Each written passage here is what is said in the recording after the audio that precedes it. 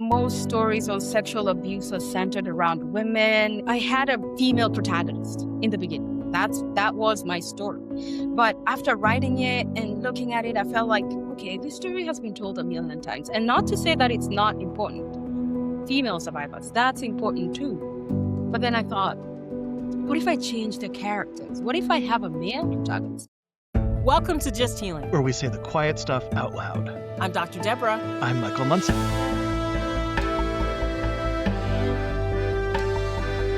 Join us to laugh, cry, cringe, heal. Not necessarily in that order. Hello and welcome to this episode of Just Healing. And today we have an amazing show and something that's really, really interesting to me because it's about Africa a little bit. So we're doing some cultural things here at Men Healing, and I am just glad to share this with you. But I have a very special guest who is going to introduce herself, and I have practiced her name because you guys, if you're in my audience, you know I have trouble with this. So Thitu, introduce yourself to our wonderful audience here at Just Healing. Thank you. Thank you so much, Debra. My name is Thitu Muiruri. I'm originally from Kenya, and I'm based out in Boston, Massachusetts. Perfect. And how did you get connected to us? Because I know the story. You know the story. For the audience doesn't know the story. Yeah. So I'm a filmmaker. I make movies. I make community films. And I was researching on a script I was planning to write on sexual abuse on men. And at this point, I had really given up because I had tried all kinds of things. Like my story was just not checking out. Like some people in my community were laughing at the idea. They were not really seeing how it made any sense. So I decided to go on YouTube and see what I'd find.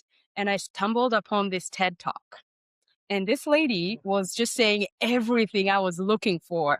Like she was just verifying my story and really just telling me that, yes, this happens. Men do get sexually abused and not much is done about it. So after watching the TED Talk, I decided to look her up. And I found her contact and I decided to just cold call her. I called her, it was in May, and obviously she didn't pick up, but she called back, which was interesting. So she called back and she asked me a few questions and obviously we introduced each other. I said where I'm located and it was in May. So she said, okay, if you can make your way to LA in July, I'll be having a conference and I will introduce you to a few people who can interview you who you can interview and they can give you some material that maybe you can work with. So I said, yeah, I bought a ticket. Went to LA, and at the conference, I met this lady from YouTube, and she introduced me to Jim from Men Healing, and that lady is you, Debra. So am I that lady? So thank you so much. You're very welcome. You know, it's so funny because someone else was talking to me the other day, and they found my YouTube and they wrote me, and I wrote them back, right? And they're like, "You actually write back?" I said, "Well, it's just bad manners." Like, you know, if you don't, nobody writes back. YouTube, like, I was like, sure, this lady, she may never get this. But anyway, I reached out to you through your website. Yeah. That's how it works. And then I was like, okay. So it went from there. And from there, you have made this amazing film, right? So why don't you tell us a little bit about the film? I've seen it and it is quite good. So anyone, you should go and see it. And we'll get to where in a bit, but tell us a little bit about it. So the film is called, his name is Eku. That's the name of the film. Mm-hmm.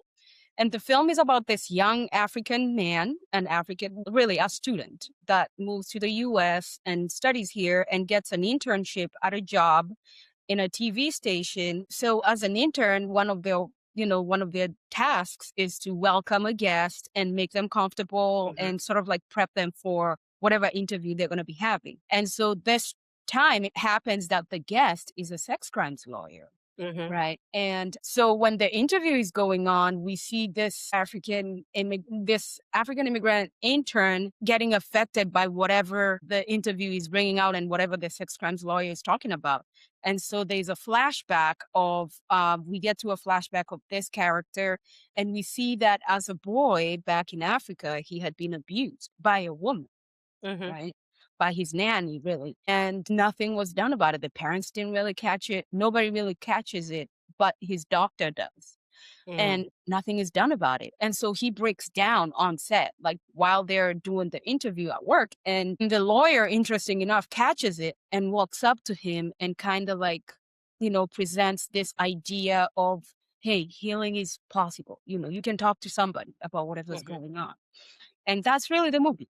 That's it. It's a short film because, again, the topic is a heavy topic. So I didn't want to Yeah. dwell on it too much or make it too long or just, and again, it's a topic that's not really spoken outwardly, like in the African communities or in African settings. People don't talk about that. You don't talk about a man being a bit like, what? That that happened to you? Then you're a weak man. Okay.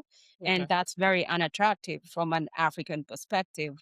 So yeah, so that's what the film is about. And I really struggled to find individuals to talk to about the film in the beginning, like when I was researching, because a lot of people that I was interviewing from my country were just laughing at the idea. They were like, no, that doesn't make sense. I mean, how would that and then by a woman?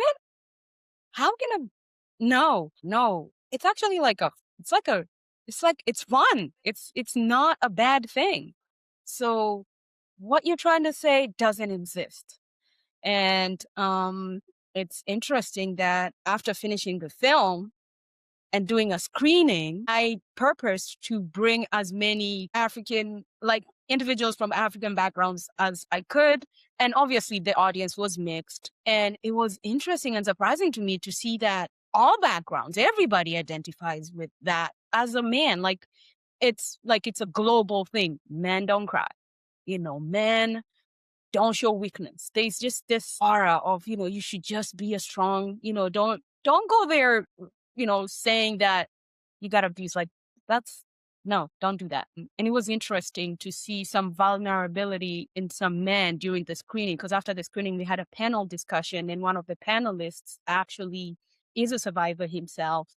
And he shared that. And after he shared, other men started opening up a little bit, just a little bit. But after the screening, others now came to me and started telling me, oh my gosh, this happens a lot in India. This happens a lot in, you know, wherever I'm from. I'm from Mexico, and this happens and nobody ever talks about it. And wow, thank you for doing this. How can I get help? How can I get this? It was just amazing. It was amazing to see that. So that's been the Yeah, but how? process so far. What is so amazing is that in the male survivor world, most people realize that it takes a lot of times 20, 30 years for a survivor to come forward, right? And a lot of lay people don't know that. It takes years. And I can't imagine that it has to be a cultural component to that in Africa where you got blocked, right? How did you even come up with this idea to begin with? Because I know people aren't talking about it. Yeah. So the realization that most stories on sexual abuse are centered around women. In the beginning, I was like I had a female protagonist in the beginning. That was my story. But after writing it and looking at it, I felt like, okay, this story has been told a million times. And not to say that it's not important. Obviously, we have to talk about, like female survivors. That's important too. But then I thought, what if I change the characters? What if I have a male protagonist? And I was one of those people. I was thinking, nah, men I don't think that happens to men. And Mhm. even while I was starting off with my research, I was doubting it myself because I was trying to think about individuals that I could, men, like people in my circles, my, friends, cousins, or, my brother's friends, people who are like, we are like almost the same age and we can kind of like talk about sex and stuff like that. Nobody ever showed any kind of, oh, this happened to me with this girl and I don't really like her. And I felt there's nothing like feeling like you've been taken advantage of or anything like that. A lot of them would talk about it like it's like a fun thing. It's a good thing that happened. And so it was very confusing in the beginning. And in the African context, especially, many cultures don't appreciate vulnerable men, like I said. So when I saw your TED talk and I heard the statistics that you shared, I thought, well, if that's the statistics, there must be something that happens in Africa, in my country. I don't know how, because there's a whole bunch of different cultural practices that are embedded in our cultures. And I mean, if you think about Africa, there's hundreds of thousands of ethnic groups. And every ethnic group has its own cultural practices. Like there's the rite of passage, to becoming a man, becoming a woman. You have to go through, there's a lot with circumcision, with female genital mutilation. That's another topic that's, it still happens. This is something that still happens today. It's wrong. There's so many communities that feel like this is our cultural practice. This is what we have to do to our girls. And that's the rite of passage. And if you don't go through that, then you're not a full woman, in society. That's how they view it. And so I thought, okay, with men, because really what happens is they go away, right? And circumcision in many cultures happens to boys when they're in their teens or, tweens, teens. And during the screening, this one guy shared and said that, during my time when we went through circumcision, they would sort of like, not force them, but really push them towards finding an older woman and having sex with them. Mm-hmm.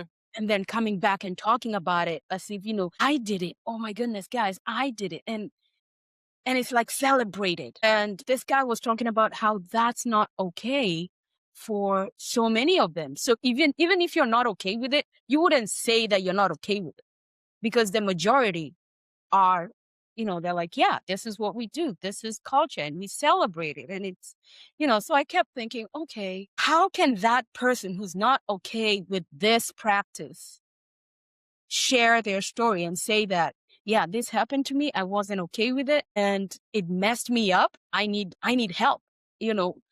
Where would such a person find help? Who could they talk to? And those questions, just those themes in my mind and thinking through that way. And the idea that then this is a taboo topic. I can't really talk about it. I can't ask anybody. I decided, okay, I'm just going to do it. I'm just going to write whatever I think.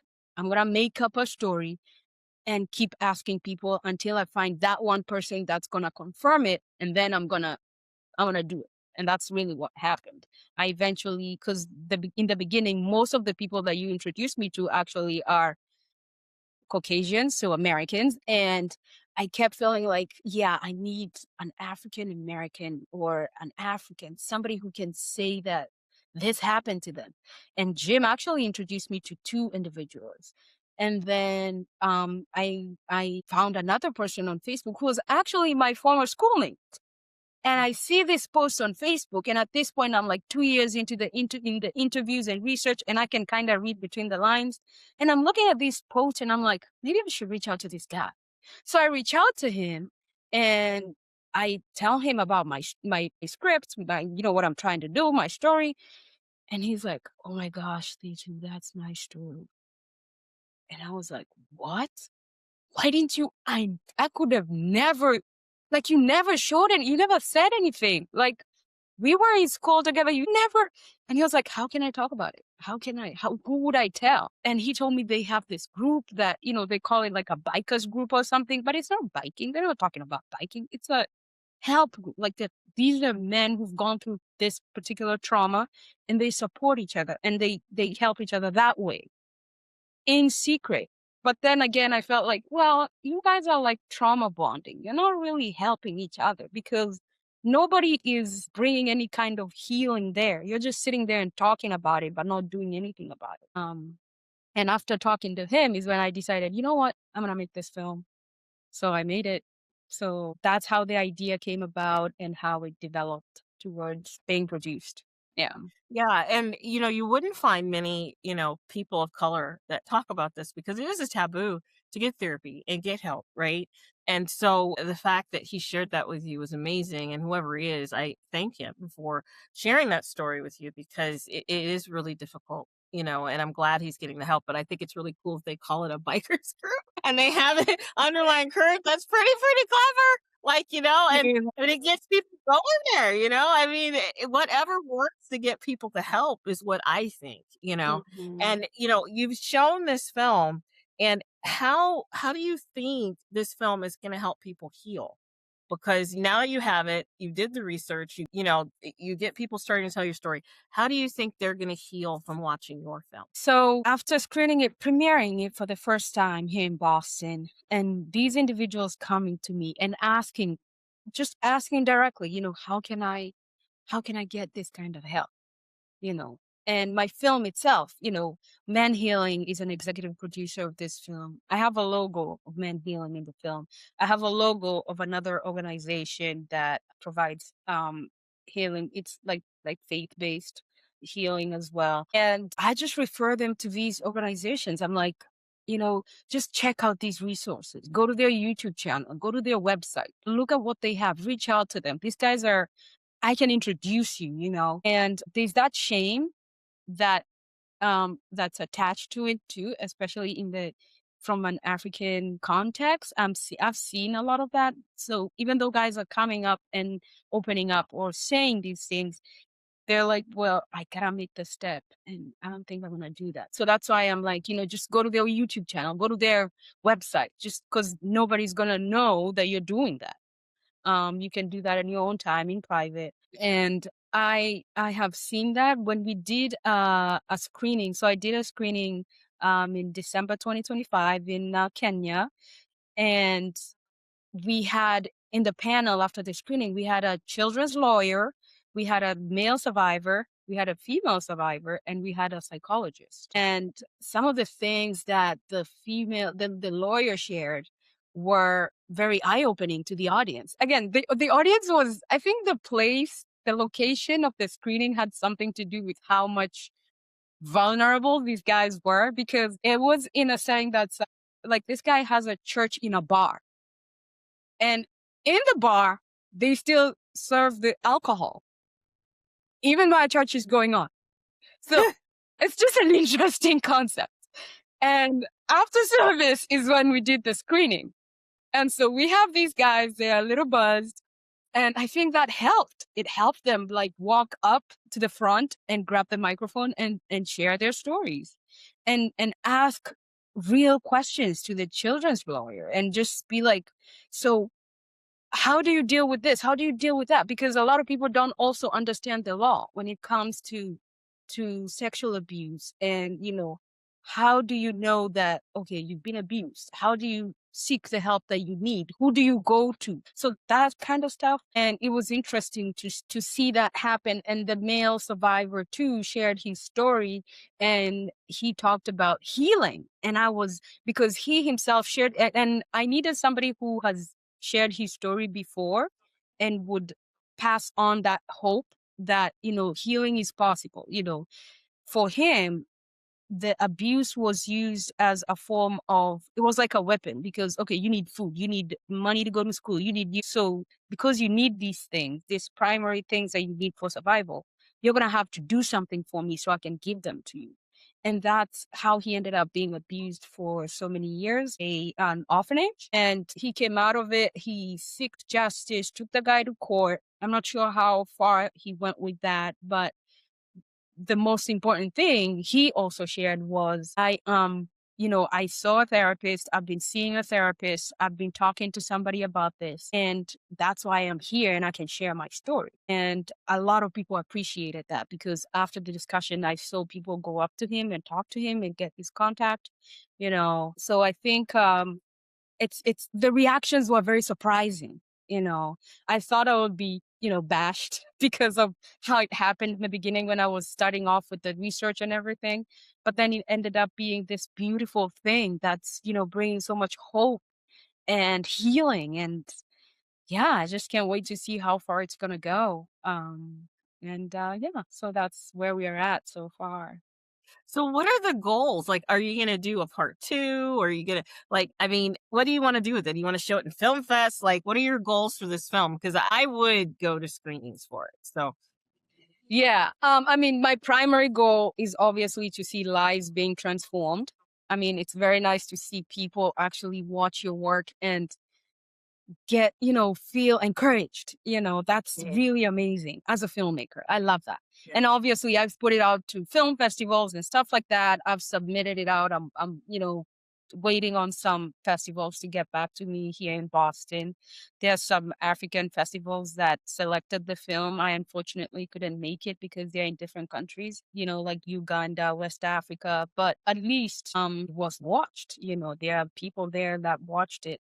And as a filmmaker, really, it's just another story that would elevate my work and my skill and talent as a writer and a director. So that's the goal is to see how far the film is gonna take me and what kind of opportunities it's gonna open up for me as a community filmmaker. It's to see the change, all these changes that are happening in the community and in our society, and just challenging the community to think about some of these cultural things that they say, well, we do this. It's like, this is our thing. Yeah, but it's wrong. How can we not continue doing it? Um, and I like to see that individuals are really thinking about that. So yeah. So where can people watch it? If they wanted to watch it, where would they go to watch it? Can they contact you? You know what I mean? Like, I'm sure they'll be Yeah. throughout this to tease people to get to watch it, but where Yes. can they see it? I do have a trailer. So I have a trailer on YouTube. We are still doing, so the film festival, when you're in the film festival Yeah. circuit, there's all these rules of, you can't show your film within 100-mile radius. So you can't show the Right. film within blah, blah, blah. So really getting in touch with me and learning more about the film. And there's a website. His name is eku.com, EKU. And you can just go on there and read about the film, see where it's been screened, and learn more about it and see what people have said about it. And I am also open and willing to have conversations on whether we can do a screening at, we have screenings lined up now, like community screenings coming up in Boston and stuff like that. So in universities and classes that are teaching public, like in public health or those kind of topics, and that kind of field, those are the professors and individuals who are really interested in the film. And I am looking at community screening opportunities as well. I haven't really gotten a distributor because short films have that challenge. I don't know, maybe it's going to be on Tubi one day. I don't know. I'm hoping. So we'll see or some mobile app that shows short films. So that's yet to happen. Okay. Well, I hope that you do more of these films, and I would love to see different perspectives. And I love that you picked a female abuser for your film, because most people don't realize that. They think, oh, you got started early, and there's all these things, that people say about that. And it's not true. It's just as damaging. And I will never forget a cab ride that I was in one time when I was coming back from Florida. I was speaking somewhere, and I remember this African cab driver was telling me about that he was abused, but he didn't label it as abuse. He was telling me this whole story, and he's like, it's how, our customs cleanse things, and you get your rite of passage. And he was telling me this whole thing. And in my head, I'm like, no, you were abused. Like, you were a child, and he couldn't wrap his head around that. But yet he had all of these other things, like he had bad marriages, he had, children with many women, and he didn't have contact with them because he couldn't connect to them. Like all of these things were happening that are typical of someone who has had some trauma around these things or other things in life. And I was like, wow. But it was cultural to him that this was a norm. And and I'm like, I don't want to impede my culture on him. But I just kept listening, and I was hoping just by that much, that would get him to get help, but it was very difficult. So I'm glad that you made this film. I'm glad the person is of color. I'm glad that, you're showing a different point of view, because it is very difficult to get men to open up. And I think it's going to help a lot of people. Yeah, I can't wait to see how far it's gonna go. I mean, there's an organization that reached out to me from Uganda, and these Hmm. are men who are living in a refugee camp in Uganda from Congo, Burundi, all these countries that are experiencing civil war. And I had a meeting with them and they were telling me that this is something that is, sexual abuse is being used as a weapon, in Yeah. war, devalue you as a man. And the community makes fun, like they laugh at you when they find out that it happened to you, Yes. and it is so bad that people can't find work. Like if people know that so and so was abused, then they go and try and find work. They're like, oh, we're not hiring people like you. We can't work with you. We can't. And Mm. so this organization in Uganda has a lot of survivors that are in that situation right now. And they reached out to me and they told me that they said that Jim told them about my work and what I'm doing. And I was like, oh my goodness. Okay, what kind of help do you need?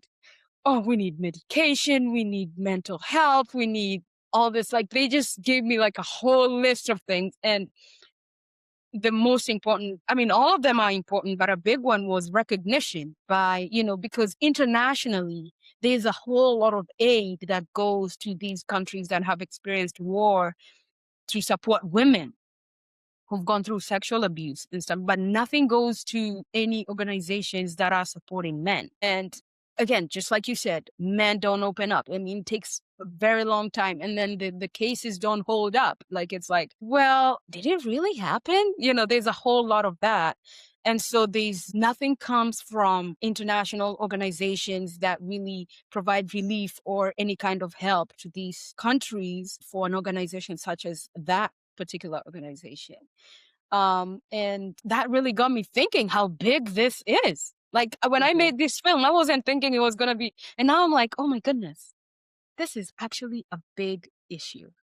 And Huge. it's all over. Like, I mean, Pakistan, that's the same thing with the boys in the streets looking for food. Like they are taken advantage of by the drivers, the public transport drivers, and all this stuff that they have to go through to survive. And I've been looking at those, just looking at those stories, and I'm thinking, wow, how can this issue get to the desk of the international bodies? I don't know. I wouldn't say the one that just got shut down by government, but other international bodies. I mean, it's not a topic that even the World Health Organization or the Red Cross, or because those are the kind of organization I asked him, like, have you reached out to these guys? Have you reached out to all these different international organizations? And they were like, yeah, we did, but they said they would contact us, and that's it. They haven't really called us or anything.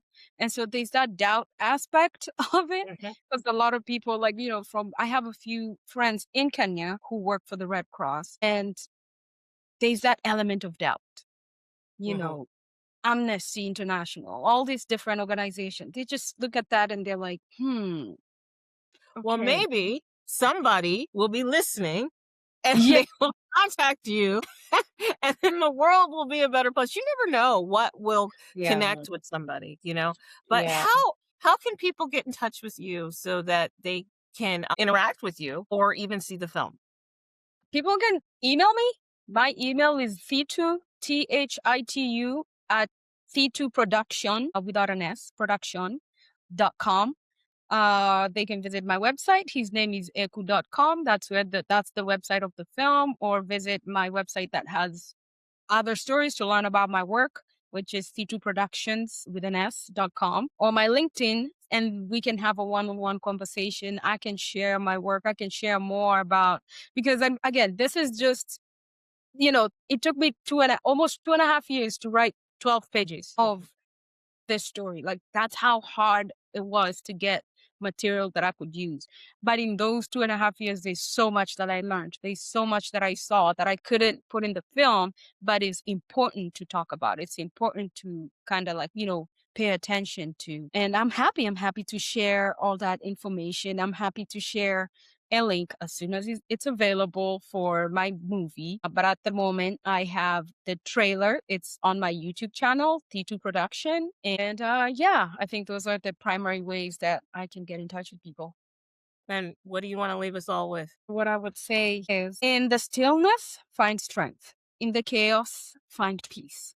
So healing is learning from your strength when you take quiet time to understand yourself and learn how to feel calm and safe when life or memories feel overwhelming. Again, this goes out to all those African American or African immigrant or African men who are holding this thing that happened to them, so, pressing it down so deeply. I just hope that they will realize that it's doing more damage than good in their own lives, and they will seek the help that they need. And and healing is possible and it's available, and they just need to speak up. Yes, and come out of the shadows. Well, thank you so much, Thitu, for joining us today. I am sure you will be back because I'm sure you're going to continue this work. And thank you, everybody, for watching this episode of Just Healing. If you'd like to learn more, get involved, or find community, visit menhealing.org.